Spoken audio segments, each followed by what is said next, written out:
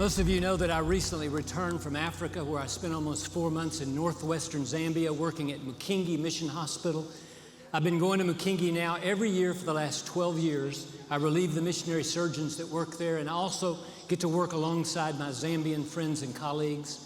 These are men and women who are bright and well-trained and hardworking and compassionate, and they're truly an extension of the healing ministry of Jesus. It's a privilege to know them, and it's a privilege to work alongside them now for many years. The hospital is about a 14-hour drive from the capital of Lusaka. The drive is long and very dangerous. Many years ago, some missionary aviators and pilots built an airstrip at Mukingi that allows me to take a short 2-hour flight from Lusaka in a small plane and land there on a grass airstrip. The spiritual ministry at the hospital is simply amazing. There are 3 full-time chaplains who minister to the patients every day. And one of the things I really love about Mukingi is that the nurses lead the patients in a time of prayer and singing almost every morning. I captured this on my phone. Watch this short video of that time.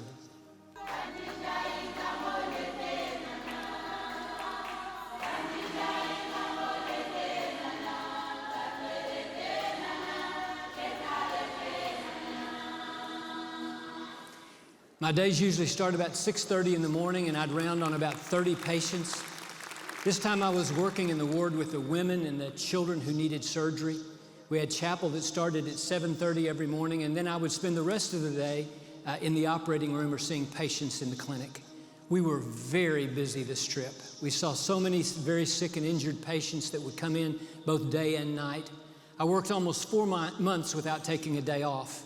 I saw that promise come to pass from the scriptures that says, "You have armed me with strength for the battle." Many times, amen, many times we were so busy that all the beds in the wards were completely full, and when that happened, we would lie mats out on the floor and take care of the patients in that way. In just one day, one 24-hour period, the team and I were able to do 32 surgical cases. I think that may be the most cases that we've ever done in a single day at Mukingi. People often ask me what it's like where I stay. What are the accommodations like? This is a picture of the small duplex guest house that I stay in.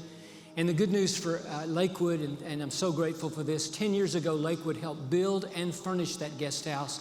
And it's become a great blessing to the hospital as well as to those who visit. We saw so many patients with serious infections and tumors. We saw many patients who had accidents and fractures and orthopedic injuries like this elbow dislocation. We had many snake bites this trip. Sometimes we would see cases that are now pretty rare in Africa. This is a lady that has leprosy. As always in rural Africa, we took care of many patients who had suffered burns. Children would pull pots of water, hot boiling water on them, or they would fall into a fire. Other patients with a seizure disorder wouldn't have access to their medication, and they would have a seizure and fall into the fire and suffer severe burns. There are no burn sitters in most of rural and remote Africa, so even smaller burns that could easily be treated here in the States often take a person's life. 2 patients really impacted me this trip. One was a lady named Juliet. She was about 50 years old, and inside her home one time, her clothes caught fire while she was inside of her house, burning about 25% of her body. She also suffered inhalational injuries, meaning her windpipe and her lungs were burned. She came to us about 10 days after her injury. Her wounds had a terrible odor. They were badly infected. She had a fever. She was hoarse and had a cough from the burn injury to her vocal cords. We really didn't know if she was going to make it. But Juliet was a believer, and she had an unshakable faith. No matter how much pain she was in, no matter how many discouraging days she had, no matter occasionally if she had a setback, she kept that never give up attitude. It didn't happen overnight, but after a couple of weeks, her wounds had less odor and they began to clean up. A couple of weeks later, we were able to do skin grafts. 5 days after surgery, when we looked under the dressings, we were thrilled to find that all of her grafts had taken and healed. Long story short, about 5 weeks after she came to the hospital, Juliet was discharged back to her home. I think about this because right now in a small town in Mfumbwe, Zambia, Juliet is fully recovered, forever thankful for what God's done in her life. Juliet encourages me, and I hope she encourages you, to have that never give up attitude, to have an attitude of unshakable faith and unwavering trust in a God who is well able to take care of us no matter what we're going through. And then there was little 5-year-old Felix.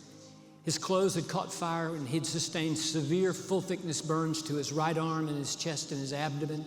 He came in the day of his burn, and we immediately started his resuscitation with IV fluids. Like Juliet, we changed his dressings every other day. After a couple of weeks, his wounds began to clean up. We were encouraged, so we took him to the operating room, did skin grafts to his right arm. 5 days later, when we looked at our grafts, to our disappointment, none of his grafts had taken. We were back to square one. And then Felix developed a high fever. We put him on strong antibiotics. We checked everywhere for any source of infection, but couldn't find one. After about a week of persistently high fevers, he was weak, he was losing weight, he was malnourished. We were all very discouraged, thinking that perhaps Felix wasn't going to make it. But then one of our missions team members from here at Lakewood, Joyce Kayla, sent me a text, and it's interesting. She asked, is there something specific that the team and I could pray for? I immediately thought about Felix, and I told her about his situation and his fever.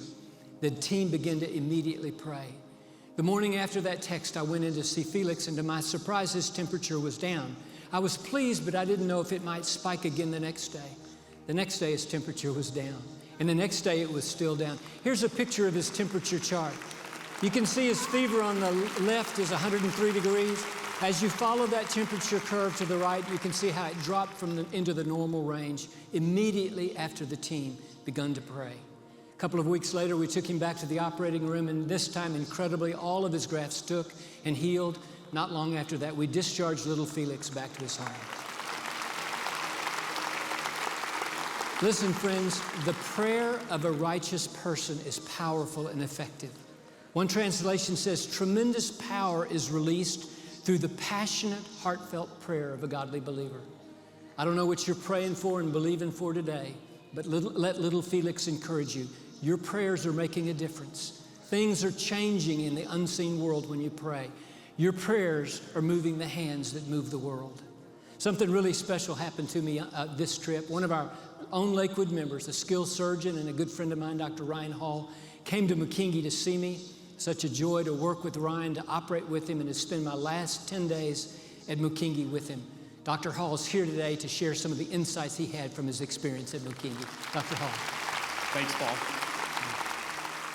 In the years I've been in medicine and all I've seen here in the United States, I've never seen anything like this place. The people of the entire region would not be the same if McKingy Hospital were not there. Patients frequently walk or take a motorcycle 6 or 8 hours, passing other hospitals on the way just to come to McKingy. And if you were to spend any time there, you would immediately see why. To quote a colleague, Dr. O'Dara, it's a place where the hands are gentle and the words are kind. As Paul said, as a result, it's very busy. A typical day starts early and ends well after the sun's gone down, checking on patients by flashlight before going back to the house. To give a little perspective, most of the world's population does not have access to reliable, affordable, safe surgical care. And McKingy offers world-class, wide-ranging surgical care that is literally life-preserving for 250,000 people that live in this part of Zambia. It was a pleasure for me to just be apart for a few days, but I want you to know a big part of that traces back to when Paul Osteen said yes to a surgeon who just asked him to come help. And in the years he's been going, that one yes has literally changed the course of thousands of lives. It's an amazing thing to see. In my time there, I also saw the impact this church is having year-round. While former patients stop Paul walking through the market in Kasimpa, and he's recognized everywhere he goes in that area, I want you to know that no one can walk in that hospital without seeing the digital x-ray machine equipment, the C-arm x-ray in the operating room, the ultrasound machine, the Wi-Fi, the floor, the lights, the continual support that is there daily, all because of the heart of Lakewood Church. God has made a way for these people in the most improbable way, down to the smallest details. Psalms 127:3 says, he provides for his beloved even when they sleep. When I was on my way to visit Paul, I got a message from him, and he said that there was a young patient, a 25-year-old named Amelia, that had come with a very large abdominal mass. Without advanced imaging, it's impossible to know where the mass would be coming from. And he said, hey, I'm gonna wait for you to get here for this. So he said, we'll do the case as soon as you arrive. And so literally I got off the little plane and we walked across the runway and directly to the operating room. And it was amazing, it was great, but it was very surprising what we found. Amelia, who'd given birth to a healthy boy just 7 months ago, had a huge pancreatic mass. Pancreas surgery is very complicated, and this was a complex operation, but we were able to remove it safely with very little instruments relative to what we have here in the States. She recovered beautifully and without a hint of a complication. But the thing is this.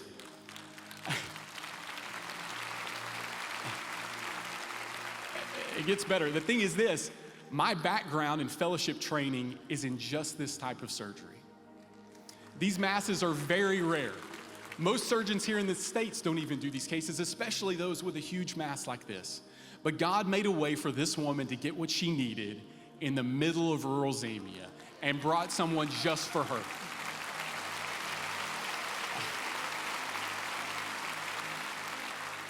Friends, she didn't know what to pray for. Her family didn't come to McKinley for a missionary surgeon or a pancreatic surgeon.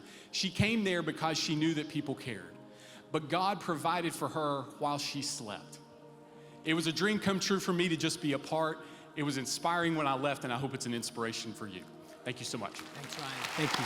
Good job. I hope you let these words encourage you. Like Juliet, have an unshakable faith and confidence, and never give up attitude, knowing that God is well able to take care of you no matter what you're going through. Like little Felix, remember that your prayers are powerful and effective. Your prayers move the hands that move the world. And like Amelia, remember that before you have a problem, God has the solution. He has the answer. He has the provision. Thank you, Lakewood, for caring for people in need. Thanks for caring for those in need right here in Houston, in our great city. And thanks for caring for people like Juliet and Felix and Amelia and countless others around the world that you may never know or see again until you get to heaven. But rest assured, because of your care and because of your generosity, you are storing up for yourselves treasures in heaven. My dad used to say, the light that shines the farthest shines the brightest at home.